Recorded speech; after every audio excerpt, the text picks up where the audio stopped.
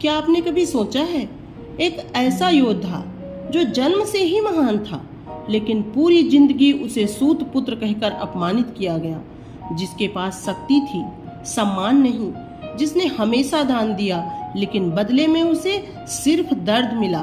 आज हम सुनेंगे महाभारत के सबसे बड़े दानवीर और महान योद्धा कर्ण की दुखद कहानी। नमस्कार दोस्तों, आप सभी का स्वागत है हमारे चैनल पौराणिक कथा यात्रा पर। द्वापर युग के महान योद्धा कर्ण के जन्म के विषय में जानने से पहले हम उनकी माता कुंती के बारे में जान लेते हैं। कुंती मथुरा की राजकुमारी थी। उनका जन्म यादव वंश में हुआ था। उनका वास्तविक नाम प्रथा था। वे यदुवंशी राजा सूरसेन की सबसे बड़ी संतान थीं। सूरसेन ने अपनी पुत्री प्रथा को अपने निह संतान फुफेरे भाई कुंती भोज को गोद दे दिया था, जिसके बाद वह कुंती भोज की दत्तक पुत्री बनी और कुंती नाम से जानी गई। एक बार ऋषि दुर्वासा कुंती भोज के यहाँ पधारे। राजकुमारी कुंती ने उनकी बहुत सेवा की। उनकी सेवा से प्रसन्न होकर कुंती को ऋषि दुर्वासा ने एक अद्भुत वरदान दिया। उस वरदान की शक्ति यह थी कि वह किसी भी देवता का आवाहन करके उनसे संतान प्राप्त कर सकती थी। कुंती उस समय युवा अवस्था में थी। उनके मन में जिज्ञासा जागी। उन्होंने सोचा कि यह वरदान सच में काम करता भी है या नहीं। बस इसी जिज्ञासा में उन्होंने सूर्यदेव का आवाहन कर लिया। क्षण भर में तेज प्रकाश से पूरा कच्छ भर गया। स्वयं सूर्यदेव उनके सामने प्रकट हुए। उनकी दिव्य आभा इतनी प्रबल थी कि कुंती भयभीत हो गई। सूर्यदेव ने कहा, हे कुंती, तुम्हारे आवाहन से मैं उपस्थित हुआ हूँ। तुम्हें एक महान पुत्र प्राप्त होगा। कुछ समय बाद कुंती ने एक दिव्य बालक को जन्म दिया। वह कोई साधारण बालक नहीं था। उसके शरीर पर जन्म से ही दिव्य कवच और कुंडल थे। ये उसे अजेय बनाते थे। लेकिन उस समय कुंती अविवाहित थी। समाज के भय से वह थरथर कांपने लगी। दुख से उनका हृदय भर गया। वह समाज को क्या बताएंगी कि वह तो कुंवारी हैं, फिर ये पुत्र कहाँ से आया। यह सोचते ही वह बहुत डर गईं। कांपते हाथों से आंखों में आंसू लिए उन्होंने उस मासूम बालक को एक टोकरी में रखा और नदी की धारा में बहा दिया। सोचिए, एक माँ का दिल उस समय किस कदर विचलित हुआ होगा, कितना तड़पा होगा अपने बच्चे के लिए। वह बालक नदी की धारा के साथ बहते हुए हस्तिनापुर के पास पहुंचा। उस समय सारथी अधिरथ अपनी पत्नी के साथ वहीं पे स्नान कर रहे थे। वह दोनों बालक को पाकर बड़े प्रसन्न हुए। उन दोनों के कोई संतान नहीं थी। उन्होंने उस बच्चे को अपने हृदय से लगा लिया। राधा ने उसे बेटे की तरह पाला, इसलिए आगे चलकर वह राधेय कहलाया। वही बालक आगे चलकर बना महाभारत का सबसे महान, सबसे दानी योद्धा कर्ण। बचपन से ही कर्ण के भीतर एक आग थी। वह धनुर्विद्या सीखना चाहता था।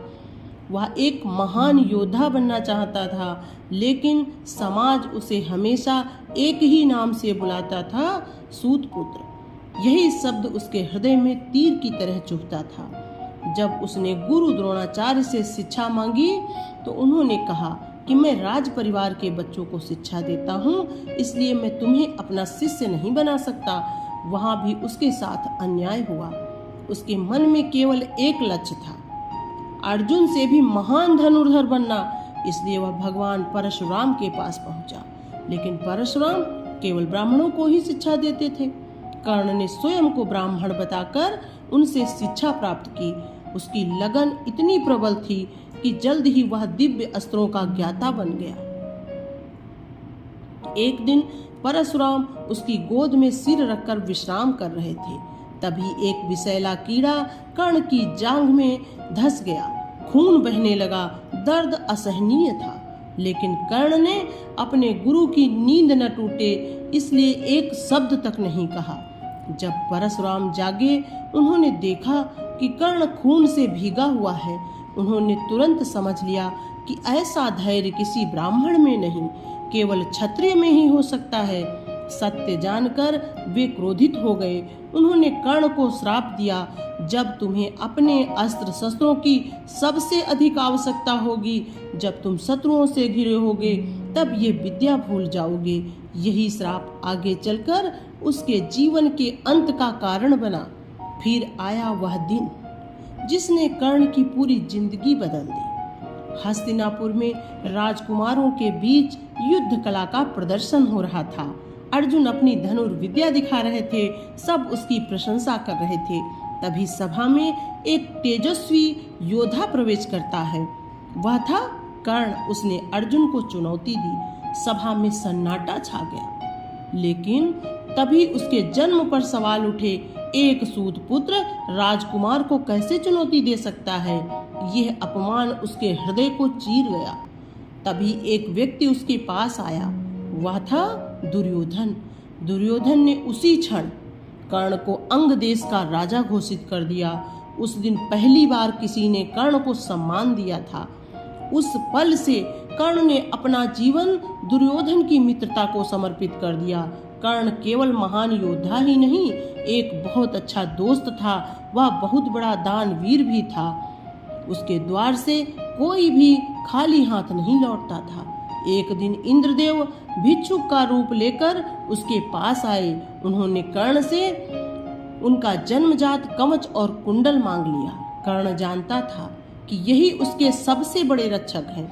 फिर भी उसने बिना एक पल सोचे उन्हें दान कर दिया। यही कारण है कि संसार उसे आज भी महान दानी कर्ण के नाम से याद करता है। महाभारत युद्ध से पहले कुंती उससे मिलने आई। उन्होंने कांपती आवाज में कहा, कर्ण, मैं तुम्हारी माता हूँ। यह सुनकर कर्ण स्तब्ध रह गया। मेरी माँ, अपनी जन्मदात्री को उसने कितना खोजा था। वह आज उसके सामने खड़ी थी। उसे पता चला कि वह पांडवों का बड़ा भाई है। सोचिए उसके दिल पर क्या बीती होगी। उसने कुंती से कहा कि आप 5 पांडवों की माता हमेशा रहेंगी, क्योंकि मैं अर्जुन को छोड़कर किसी भी पांडव का वध नहीं करूंगा, लेकिन मैं अपने मित्र को धोखा नहीं दूंगा। विपत्ति की इस घड़ी में दुर्योधन का साथ नहीं छोड़ूंगा। उसने कहा, जिसने मेरा अपमान नहीं सम्मान किया, मैं उसका साथ कभी नहीं छोड़ूंगा। फिर आया महाभारत का 17वां दिन। पूरा कुरुक्षेत्र थर्रा उठा।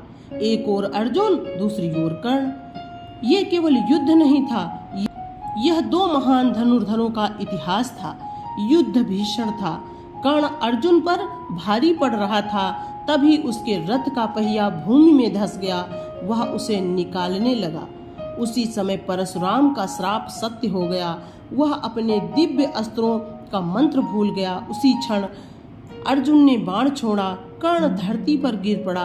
एक महान योद्धा, एक महान दानी, एक महान मित्र युद्ध भूमि में सदा के लिए सो गया।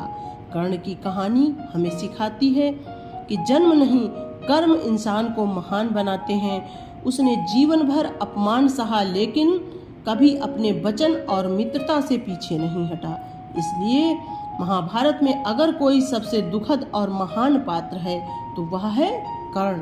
अगर आपको कहानी पसंद आए तो इसे लाइक, शेयर, सब्सक्राइब जरूर करें और कमेंट करके यह बताएं कि आपको कौन सी कहानी सुननी है। धन्यवाद।